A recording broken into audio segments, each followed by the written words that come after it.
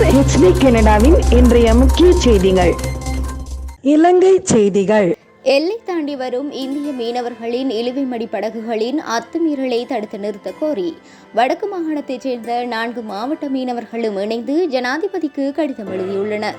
யாழ்ப்பாணம், மன்னார், கிளிநொச்சி, முல்லைத்தீவு ஆகிய 4 மாவட்டங்களைச் சேர்ந்த கடற்தொழிலாளர்கள் அமைப்பின் பிரதிநிதிகள் இன்று காலை யாழ்ப்பாணம் தந்தை செல்வா கலையரங்கில் ஒன்று கூடி கலந்துரையாடிய பின்னர் ஜனாதிபதிக்கு கடிதம் அனுப்ப நடவடிக்கை மேற்கொள்ளப்பட்டது.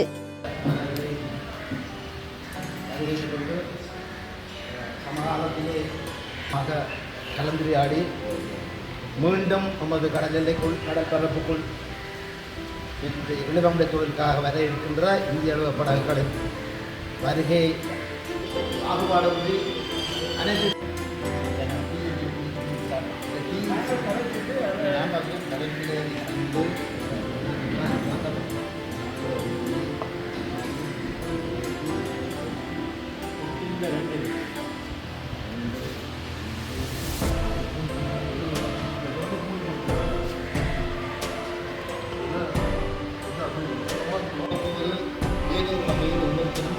தனித்தனியாகவும் சரி கூட்டாகவும் சரி அவர்கள் வருகை நிறுத்த வேண்டும் என்ற கோரிக்கையை தொடர்ந்து வலியுறுத்தி வருகிறார்கள். ஒவ்வொரு நேரத்திலிருந்து அதற்கான வேண்டுதலை உரியவர்களுக்கு கொடுக்க வேண்டும் என்பது எனது பேரவாகும். இதில் ஒவ்வொருத்தருக்கும் வேறுபட்ட கருத்துக்கள் இருந்தாலும் இந்திய மீனவர்கள் விடயத்தில் நாங்கள் மொத்த கருத்துக்கள் தான் பயணித்து வருகிறோம். குறிப்பாக நாம் தொடர்ந்து பார்த்து வருகிறோம். அதன் எதிரொலிதான் அந்தந்த மாவட்டங்களில் அந்தந்த பகுதியில் இருக்கின்ற ஏதோ ஒரு வகையிலான மீனவர் சார்ந்து செய்கின்றார்கள், போராடுகின்றார்கள். கூட ஒருவர் இந்திய மீனவர்கள் ஒருவர் கூறியிருந்தால் அங்கு பல அமைப்புகள் இருக்கின்றன. பலரும் பலவிதமாக பயணித்து வருகின்ற அந்த வலியுறுத்தலை செய்ய வேண்டும் என்பதற்காகத்தான் யாழ்ப்பாணத்தில் இருக்கின்ற யாழ் சம்மேளனம், அதே போல் பிராந்திய சம்மேளனம், அதே போல்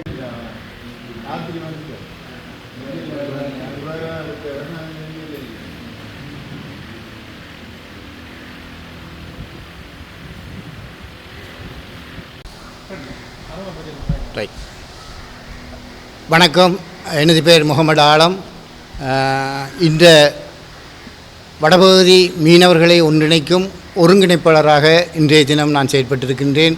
குறிப்பாக வடமாகாணத்தில் இருக்கின்ற மீன்பிடி மாவட்டங்களான முல்லைத்தீவு, மன்னார், யாழ்ப்பாணம், கிளிநொச்சி போன்ற மாவட்டங்களில் இருக்கின்ற மீன்பிடி அமைப்புகள், குறிப்பாக மீனவ கூட்டுறவு சங்கங்கள், சமாசங்கள், கிராமிய சம்மேளனங்கள், வடமாகாண கடற்கரை இணையம் என்பனவற்றை ஒன்றிணைத்ததாக ஒரு வலுவான கட்டமைப்பாக இன்றைய தினம் இந்திய மீனவர்களின் வருகைக்கு எதிராக அவர்களின் வருகையை தடுப்பதற்கு உண்டான செயற்பாடை முன்னெடுப்பதற்காக எதிர்வரும் 15ஆம் திகதி அவர்கள் வரக்கூடிய வாய்ப்பு இருப்பதனால் அதனை தடுத்து நிறுத்தும் செயற்பாட்டில் ஒரு அங்கமாக இன்றைய தினம் நாங்கள் இந்த ஏற்பாட்டை முன்னெடுத்திருக்கின்றோம். எனவே இந்த ஏற்பாட்டில் எம்மால் அழைக்கப்பட்ட பலர் வருகை தராத போதிலும் வருகை தந்த அனைவரையும் நாங்கள் வரவேற்று கொண்டு இந்த விடயத்தை முன்னிலைப்படுத்துகின்றோம். குறிப்பாக இந்த இந்திய மீனவரின் வருகையை மாத்திரம் நாங்கள் இன்றைய ஒரு தொழிற்பொருளாக எடுத்து அதனை கட்டுப்படுத்துவதற்காக அதிமேதகு ஜனாதிபதி அவர்களுக்கு ஒரு மனு ஒன்றை கையளிப்பதற்காக நாங்கள் மனு ஒன்றை தயாரித்திருக்கின்றோம். அதில் இருக்கின்ற அனைத்து மாவட்டங்களில் இருக்கின்ற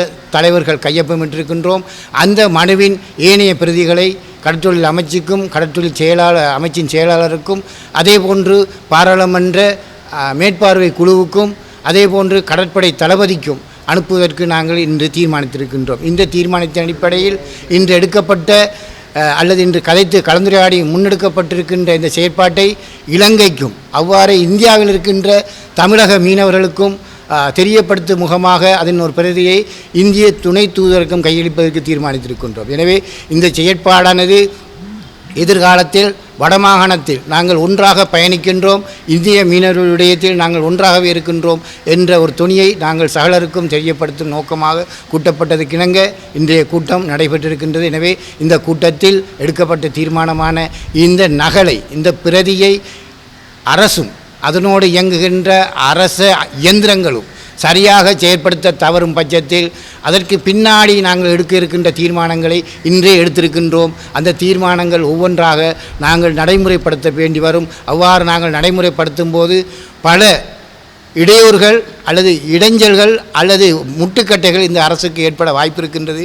எனவே எங்களது கோரிக்கையை மனிதாபிமானமும் கௌரவமாக ஏற்று இந்த ஜனாதிபதி அவர்கள் இதுக்கு தீர்வு தர வேண்டும் என்று தயவாக கேட்டுக்கொள்கின்றேன். நன்றி. வணக்கம். எனது பெயர் சுப்பிரமணியம். வடமாகாண கடத்தொழிலாளர் இனத்தின் தலைவரும் அகில இலங்கை தொழிலாளர் சமூகங்களின் கூட்டமைப்பின் தேசிய அமைப்பாளருமாக செயற்பட்டு வருகின்றேன். இன்று இந்த ஏற்பாடானது நமது இணையத்தின் செயலாளர் முகமது ஆலம் அவர்களால் முன்னெடுக்கப்பட்ட ஒரு முக்கிய ஏற்பாடாக நான் கருதுகின்றேன். இந்த ஏற்பாடானது இந்தியாவிலிருந்து அங்கே இருக்கும் தலைவர்கள் மாறி மாறி ஒரு கருத்தை சொல்லிக் கொண்டிருக்கிறார்கள். இலங்கையில் இருக்கின்ற மீன்பிடி சங்க தலைவர்கள் கருத்துகள் மாறுபட்டதாக வந்து கொண்டிருக்கிறது. இன்று பேசுபவர் நாளை இல்லை, நாளை பேசுபவர் நாளை மறுதினம் இல்லை, புது ஆக்களாக பேசிக்கொண்டிருக்கின்றார்கள். இந்த கருத்திலே ஒரு ஒருமைப்பாடு தேவை. நாங்கள் எல்லாரும் ஒரே குடைக்குள் நின்று ஒரே இழுவமடை தொழிலை எதிர்க்கிறவர்கள் என்ற தொனிப்பொருளை வைத்து இன்று இந்த ஏற்பாடு செய்யப்பட்டது. அதற்கு சிலர் ஏதோ ஒரு தாமதமாக சிலர் வரவில்லை.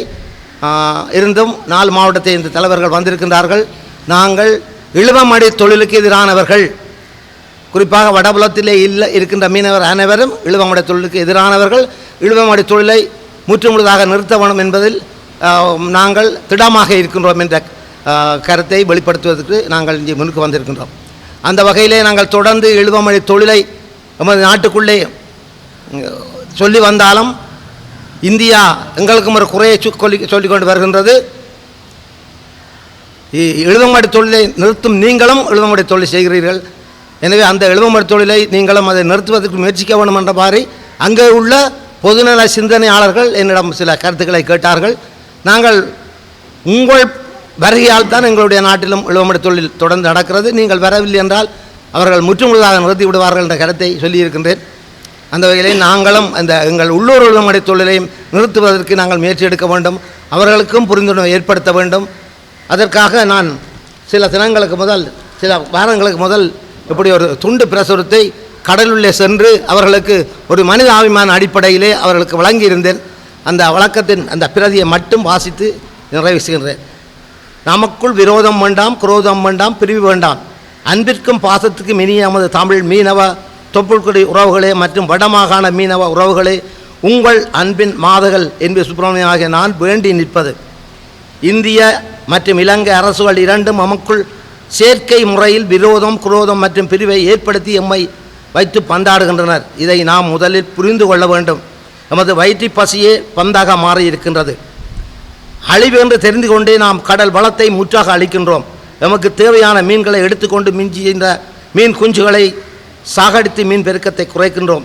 சிறு மீனவர்களுடைய வாழ்வாதாரத்தை சூறையாடி சிறு மீனவர்களுக்கு வயிற்றில் அடிக்கின்றோம். சிறு மீனவருடைய கடல் உபகரணங்களை ஈவிரக்கம் இல்லாமல் அறுத்து நாசம் செய்து அவர்களை பட்டினி சாவிற்கு அழைத்து செல்கின்றோம். இவை அனைத்தும் தெரிந்து கொண்டே சிறு மீனவருக்கு செய்கின்ற கொடுமையாகும். எமது கொடுமையாகும். இப்படிப்பட்ட கொடுமைகளை செய்வதும் அல்லாமல் அனைத்தையும் அழித்து எதிர்காலத்தில் எமது வயிற்று பசியை போக்க இந்த கடலை மட்டும் நம்பி வாழ்கின்ற நாம் எங்கு போவது? நீங்கள் தான் எங்கு போவது? வளங்களை அழித்துவிட்டு எமது வருங்கால சந்ததிக்கு எதை விட்டு போகின்றோம்? எனவே விரோதங்களை விட்டு குரோதங்களை விட்டு கொஞ்சம் உங்கள் மனதை கீழே இறக்கி சாந்தப்படுத்தி கொண்டு சற்று எமது சந்ததிக்காக சிந்தியுங்கள். விதைப்பட கொண்டு வீரியமாக தொழில் செய்தால் விளைவு அழிவை தவிர வேறொன்றுமில்லை. எனவே இந்த பேரழிவை தருகின்ற இழுவமடை தொழிலை விட்டு விலகி மாற்றுமுறை தொழிலுக்கு வாருங்கள். மாற்றுமுறை தொழில் சட்டத்துக்குட்பட்ட தொழிலை மேற்கொண்டால் இரு நாட்டு மீனவனுடைய வாழ்வு சிறக்கும், வயிற்று பசி போகும். நாம் நினைத்தபடி பின் சந்ததியையும் காப்பாற்ற முடியும். அத்தோடு தமிழக மற்றும் யாழ்ப்பாண மீனவர்களின் மோத வைத்த வேடிக்கை பார்க்கின்ற நரித்தன தந்துரவாய் அரசின் திட்டமும் முறியடிக்கப்படும். எமது தொப்புள்கொடி உறவுகளே பலப்படும். உடன்பிறவா சகோதரருடைய அன்பு பாசம் பெருகும். அன்புக்கு இந்திய சகோதரர்களே வாழ முடியும். கடல் வளைகளை அளிக்கின்ற வாழ்வாதாரத்தை சீரழிக்கின்ற மீன் பெருங்கத்துக்கு குந்தகம் விளைக்கின்ற தொழில் உபகரணங்களை நாசம் ஏற்படுத்தி அதனூடாக எனது அன்புக்கும் பாசத்துக்கும் பேரிடியாக நிற்கின்ற இந்த இழுவமடை தொழிலை விட்டு விலகி மாற்றுமுறை தொழிலுக்கு வரும்படி எனது அன்புக்கினிய தமிழக மற்றும் வடமாகாண தமிழ் மீனவ உறவுகளை அன்பாக வேண்டி நிற்கின்றேன். சட்டவிரோத இழுவமடி தொழிலை விட்டுவிடுங்கள். இப்படிக்கு என்பி சுப்பிரமணியம் என்று இதை நான் அவர்கள் கையில் கொடுத்திருக்கின்றேன். மீதியை இந்திய இழுவ படகு வரும்பொழுது அவர்களிடம் சென்று இதை கையளிக்கிறதுக்கு இருக்கின்றேன். அவர்களுக்கு தபால் மூலமாகவும் சிலருக்கு அங்கே அனுப்பி வைத்திருக்கின்றேன்.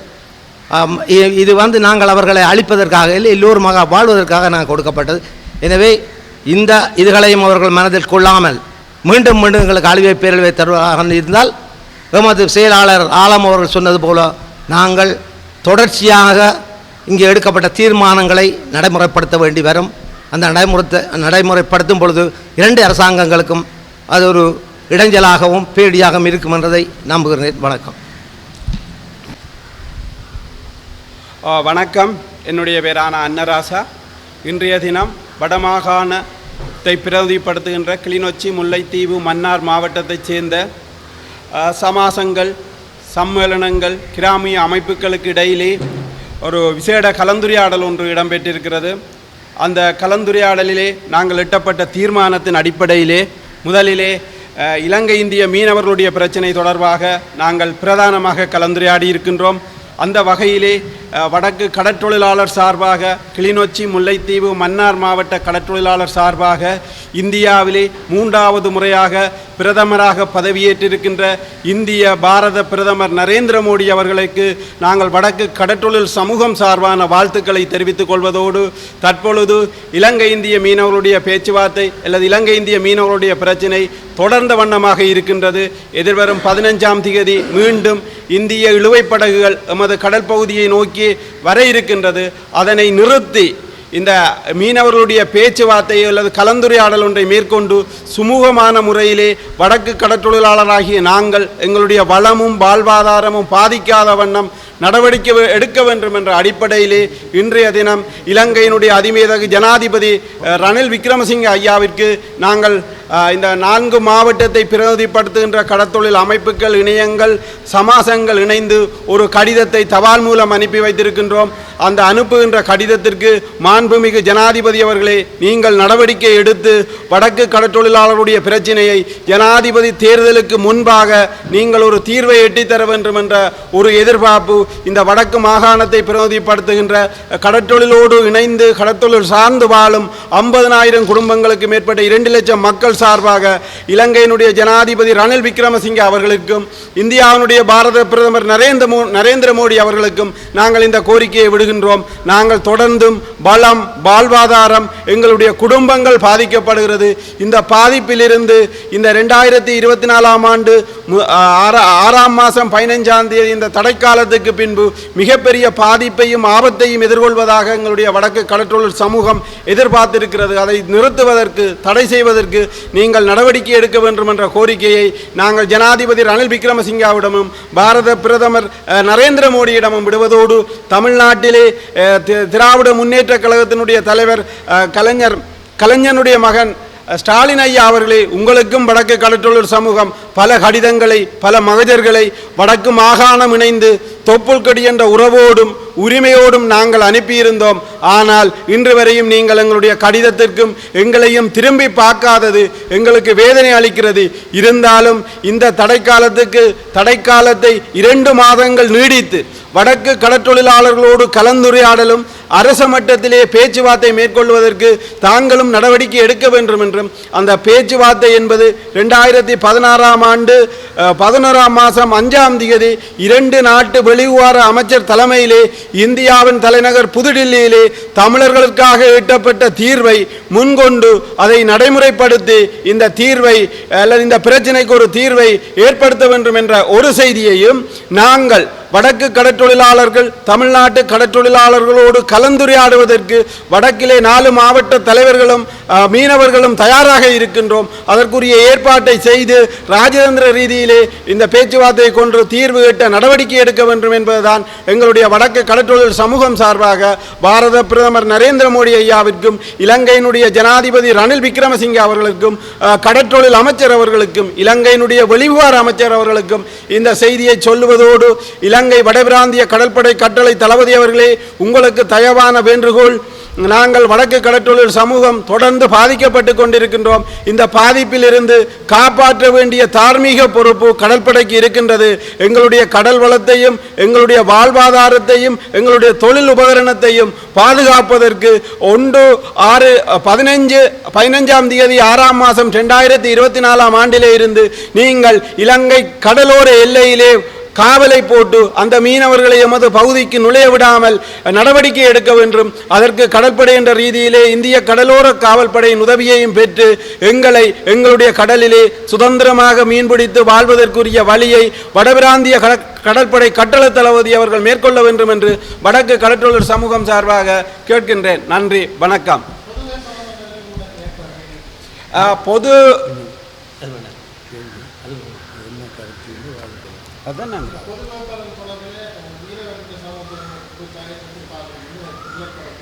பொது வேட்பாளர் என்ற ரீதியிலே நாங்கள் தற்பொழுது அந்த பொதுமக்கள் சபை என்பது இந்த பொது வேட்பாளர் விடயத்தை முன்னெடுத்து கொண்டிருக்கிறது. அந்த வகையிலே வடமாகாணத்தில் யாழ் மாவட்டத்தை பிரதிநிதிப்படுத்துகின்ற 25க்கும் மேற்பட்ட கடற்றொழிலாளர் கூட்டுறவு சங்கங்கள் இந்த பொது வேட்பாளருக்கு தங்களுடைய ஆதரவையும் தாங்கள் இந்த பொது வேட்பாளருடைய தேவையும் உணர்ந்து செயல்படுகிறார்கள். ஆனால் ஏனைய மாவட்டங்களோடு இந்த கலந்துரையாடல் மேற்கொள்ளவில்லை. அந்த பொதுச்சபையினர் ஏனைய மாவட்டங்களோடு கலந்துரையாடி ஏனைய மாவட்டங்களின் முடிவையும் மிக விரைவிலே அவர்கள் அறிவிப்பார்கள். எதிர்வரும் காலங்களில் அந்தந்த மாவட்டங்கள் முல்லைத்தீவு, கிளிநொச்சி, மன்னார் மாவட்டங்களோடு கலந்துரையாடி அந்த முடிவு எட்டப்படும். யாழ் மாவட்டத்தை பொறுத்தளவிலே 25க்கும் மேற்பட்ட சங்கங்கள் அந்த பொது வேட்பாளருக்கு ஆதரவும் தெரிவித்திருக்கின்றார்கள். அந்த பொதுச்சபையிலே கடற்றொழில் சங்கத்தை பிரதிநிதிப்படுத்துகின்ற பிரதிநிதிகளும் இருக்கின்றார்கள் என்ற செய்தியை தான் இன்று நாங்கள் கூற முடியும். எதிர்காலத்தில் அந்த மாவட்டங்களோடு கதைத்து அவர்களுடைய முடிவை ஒட்டுமொத்த வடமாகாண மீனவர்களாக அறிவிப்பார்கள் என்றது எங்களுடைய எதிர்பார்ப்பு.